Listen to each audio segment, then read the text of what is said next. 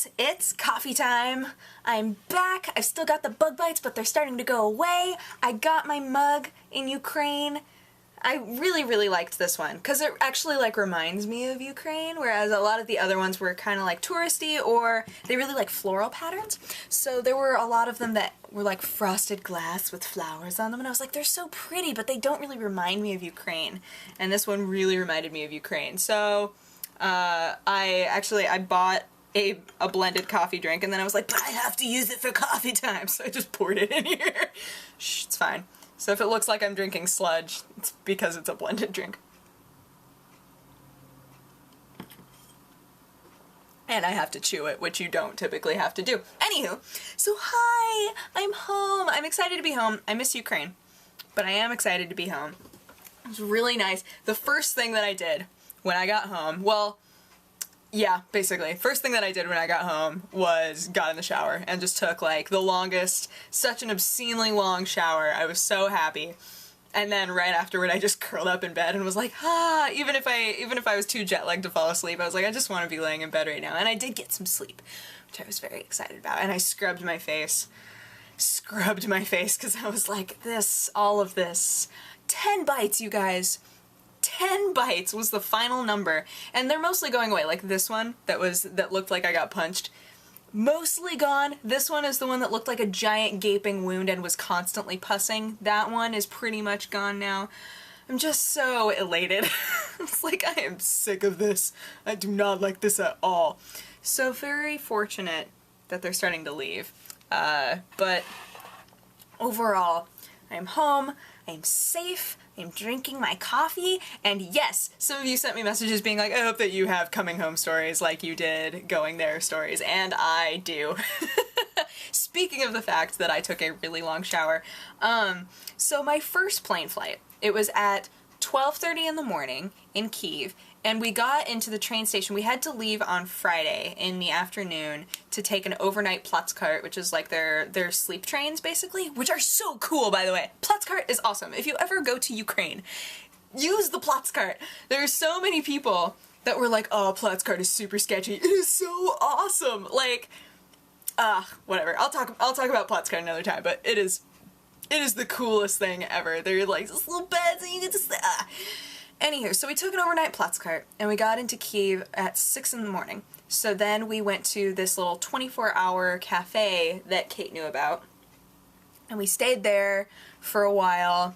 And then we had to trek back over to the train station, and then I took a bus from the train station to the airport, which was a lot longer than I expected it to be because I thought at first that it was going to be a city bus, and then I realized it was not a city bus. It was like a full-on bus, like going to the airport. I was like, okay. It was like a, God, I want to say like 20 to 30 minute drive. It was a long drive, which was totally fine. I just was not expecting it.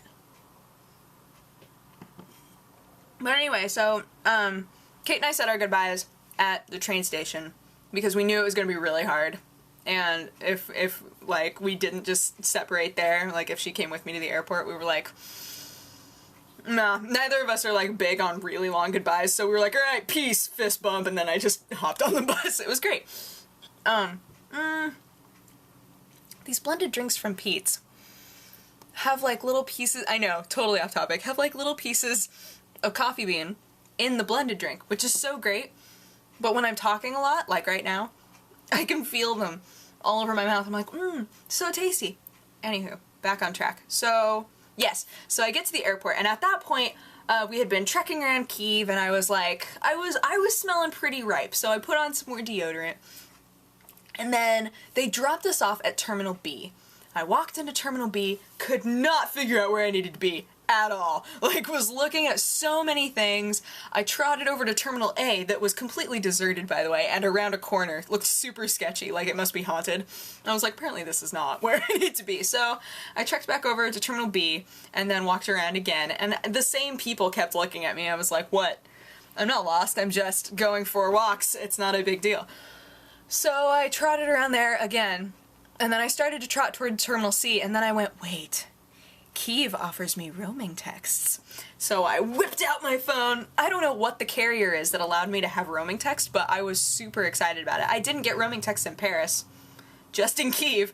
But anyway, so I texted Kate, and I was like, do you have any idea where I need to be? And she was like, I think you're either going to need to be in Terminal B or Terminal F. And I was like, okay, I've been in Terminal B, so let's try Terminal F. And I started trotting over to Terminal F, right on the building in huge letters, International.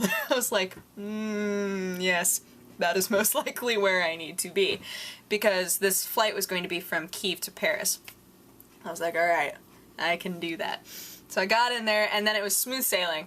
Such smooth sailing. And I've been through security lines so many times in America, and in America they make you do way more. I think in London too. London has the same, like, really strict guidelines.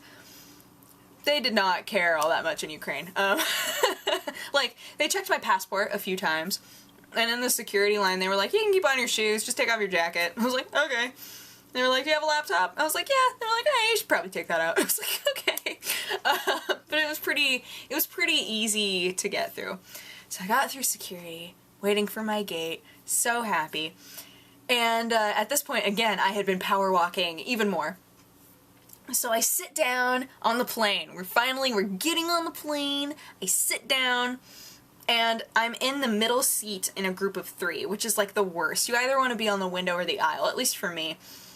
So I was like, oh, this is a terrible seat. I was like, hopefully, maybe there won't be anybody on either, like, on one side of me, so I can scoot to one side or the other, right? And that way we both get more room, it'll be perfect. No. They both showed up. I was like, dang it! And they didn't know each other, which was the other thing I was hoping. I was like, maybe they know maybe they're a boyfriend and a girlfriend that got separated, and I'll just be like, hey, you guys want to sit next to each other? I'll take the aisle. Nope, it didn't happen. But what was funny is that I looked pretty intense with my bug-bitten face and my super greasy hair, like, pulled back into a ponytail, and then my zombie killer jacket on, and my, like, stained jeans, right, and my super messed up Converse. This was my outfit for flying. And I was in the middle seat.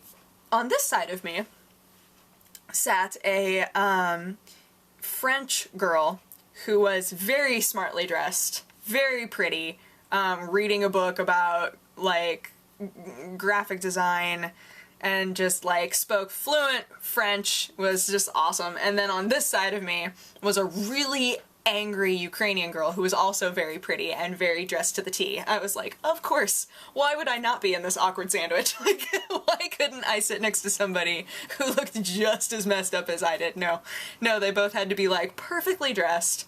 One of them had to speak fluent French. Like, I was like, why is this my life? And to make it even better, oh yes, this gets better. To make it even better, this awkward sandwich wound up being, the both of them stayed awake for most of it, I think. And then me, I woke up 3 different times, because I sleep through flights typically.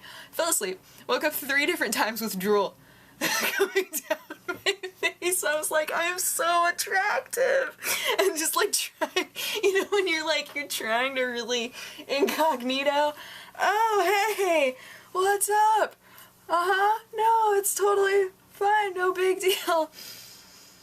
Oh, goodness, it was terrible. I was like, why?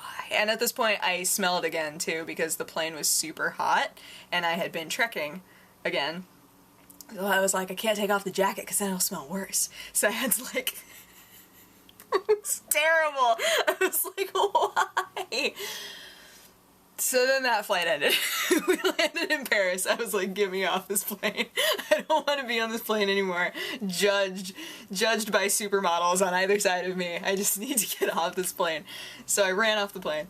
And the funny thing was that 2 of these flights were bilingual in terms of how you could talk to the people. So the first flight that I took was you either spoke Ukrainian or you spoke French to the people. So I was like, I need to choose which one I'm going to say now.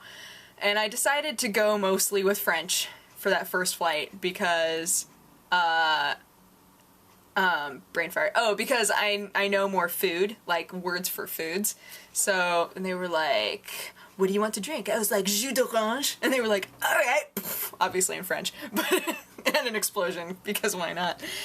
So, yeah, so this first flight, I was like, alright, I'm gonna speak a little bit of French, but I still had a lot of Ukrainian that kept trying to come out. And then the next flight from Paris to Atlanta was filled. It was a huge flight, and it was filled with like 40 to 50 something age-wise, 40 in their 40s and 50s women from Atlanta with really thick accents, and they all knew each other. They were all loud, so loud, and it was one of the overnight flights. The flight from Paris to Atlanta, half of it was in the dark, and then the flight from Atlanta to LAX, half of it was in the dark. So this flight to Atlanta, they were just gossiping and yelling, and the entire flight. Even with people like wrapped up in their blankets, the dude next to me took his blanket and wrapped it over his head and slept like that. Hold on. I need some way. Okay, pretend this is a blanket. It's a towel. But he was like, he had his blanket like this, and they kept yelling, and he kept going. And then finally he went. And just slept like that. I was like, you poor thing. The entire time for that flight, I decided it was finally time that I buck up and accept the headphones that they offered at the beginning, and I watched all the way through Bad Teacher, and what is the other movie that I watched the first half of The Hangover 2, which, what did they call it in French? What was it called on there? Because the ones that had like a French equivalent, they just gave it the French name. Because I didn't switch the language over. I was like, I know what all this stuff means, so I'm not going to switch the language over. But then it meant that some of the movies had really funny titles. What was it? Oh god, it was like The Bad Day 2. It was like, what? So I watched the first half of that, and I watched all of Rango. The reason that I didn't finish The Bad Day 2 was because no, I'm not going to look it up. Was because that was right when they were like, we're gonna start descending. It was the third movie that I watched. They were like, we're gonna start descending. So I was like, alright, screw it. That was another flight where I spent a lot of time just conked out. If I wasn't watching a movie, I was conked out. But the really loud Georgian ladies made it really hard to sleep through.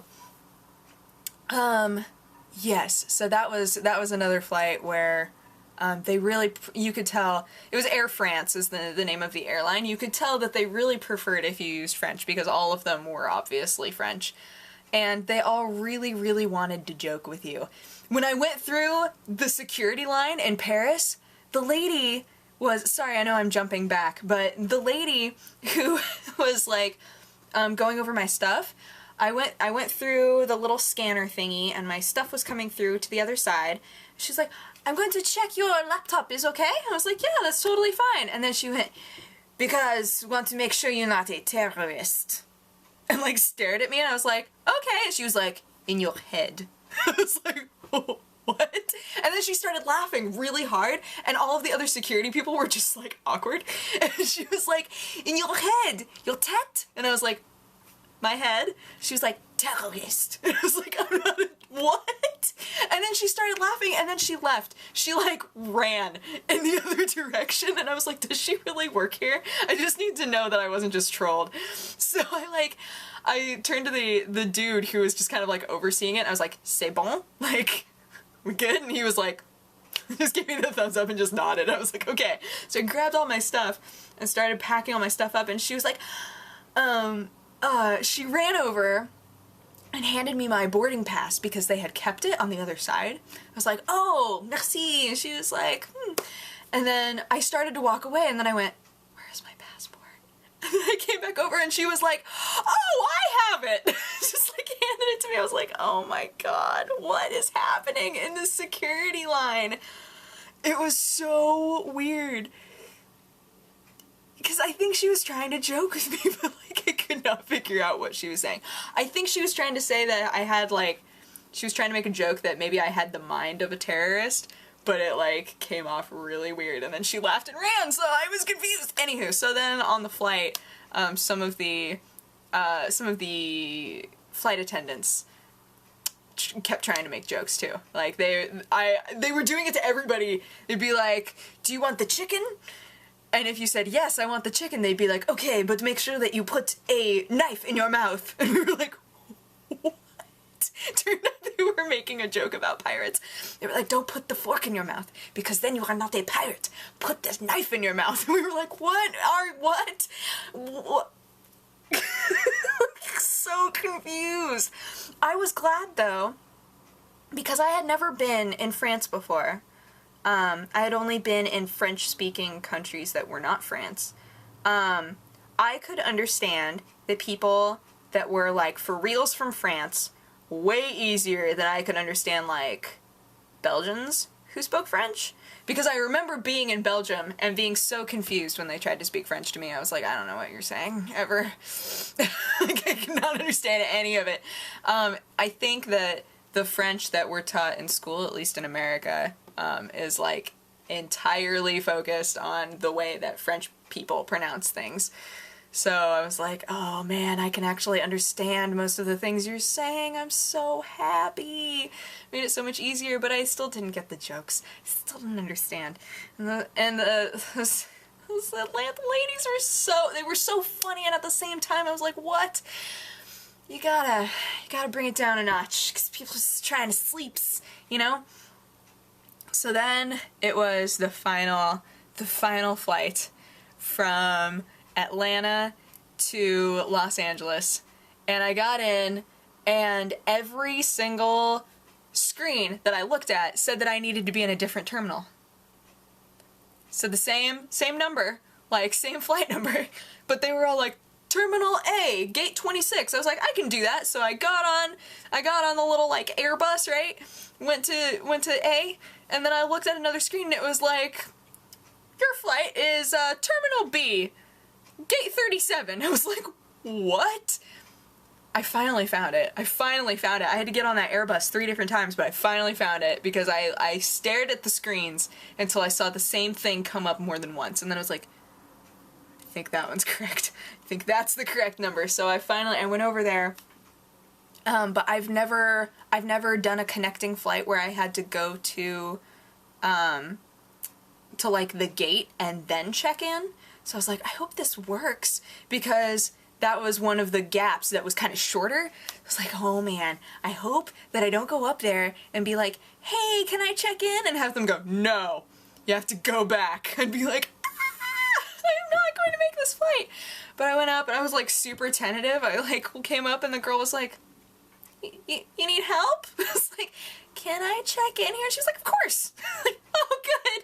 So now I know in the future that I can check. I never do connecting flights, really. Or at least not in a way where I don't have to go through another security line and like all of this other stuff beforehand. That was the first time I've ever checked in at an actual gate. So I was like, I'm so glad that worked. I had all of these flashes in my mind of me like having to book another flight from Atlanta to LA. Oh, it was terrible. But yeah. So then the last flight, huge plane, nobody on it. There were so few of us that when it was done, because this was another flight where people were going to be sleeping, when we were all done getting on the plane, the air stewardess came through the God mic and was like, if you want to move, feel free, move wherever you want to be right now. And we were like, yay! I hadn't had a window seat the entire time, flying there or flying back, and so I was like, window seat! So I went and got a window seat. And that was fun because that was another pretty long flight. I think that was Kiev to France, I think, was the shortest flight. I think that one was like 3 hours. And the one from Atlanta to LA was 5.5, I think. But it was nice having a window on that one because it meant that I could like stare out the window sometimes. I fell asleep. I curled up because there was nobody next to me, so I just like curled up and fell asleep for a while. And then I woke up and then looked out the window for a while, and then I played on my laptop for a while, and I looked out the window again, and then suddenly I was seeing LA, and I was like, yay, almost done! So happy. And we landed, and there was nobody in the airport. LAX is under construction right now, so they had all of these like super witty phrases all over the walls, and all over like the not the scaffolding, that's the wrong word, but they had like the barriers so that you couldn't go into certain areas, and they all said, you know, super witty things like, if you'll be patient with our construction, we won't tell anybody your carry-on's too big, and then in brackets it said wink. It was like, really? The one that I did think was funny though was there was one that said, this is LA, even our airports get a facelift, and I was like, ha ha ha. Ha-cha-cha-cha-cha-cha. So, yeah, those were everywhere. It was just like constant mayhem. Finally got outside. Ro and Mike picked me up, and right as I got into the car, Mike said, "Welcome back to America!" and blasted, yeah, yeah, yeah, yeah, yeah, yeah, yeah, that song. It was so good. We were rocking out, and there was this really concerned family in an SUV right next to us that just stared at us until the light changed. Oh, it was great. It was so, like, the perfect way to come back. So, yeah. And, I was able to get to sleep when I got home after I took my shower. But I woke up at, like, 6:30.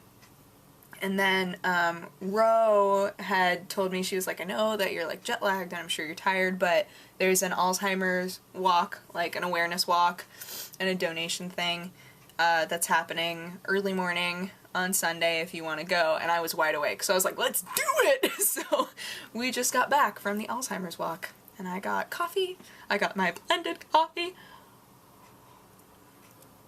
and then made this video for you. So, yeah, I think that this one's pretty long, but that's okay because I haven't, like, really gotten to talk to you guys a whole lot lately. So, there is that.